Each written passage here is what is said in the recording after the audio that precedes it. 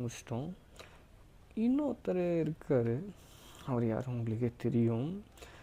அது யாருன்னா pen stroke. Pen stroke எனக்கு தெரியும், அதில் வந்து செம்ம நாக் அவுட், செம்ம bowling போடுவார். ஸோ பட் ஆனால் இப்போ என்ன இஷ்யூஸ்னால், அவர் இன்ஜுரி ஆனதுலேருந்து அவர் ஒன்றும் இல்லையா, பேட்டிங்காலே கை போதும், ஃபுட் ஒர்க் போதும், ஸ்கில்ஸ் போதும்.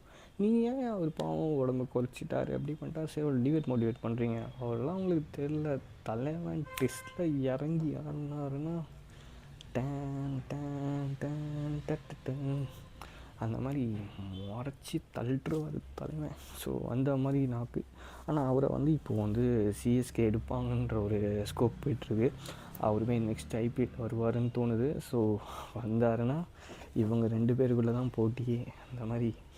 ஸோ பார்க்கலாம். ஸோ எனக்கு தெரிஞ்சு அவர் ஆர்சிபிக்கு போனால் நல்லா இருக்குமா, குஜராத் போனால் நல்லா இருக்குமா, இல்லை மும்பையிலே இருந்தால் நல்லா இருக்குமா, நீங்கள் என்ன ஆசைப்படுறீங்கன்னு இந்த கமெண்டில் போடுங்க.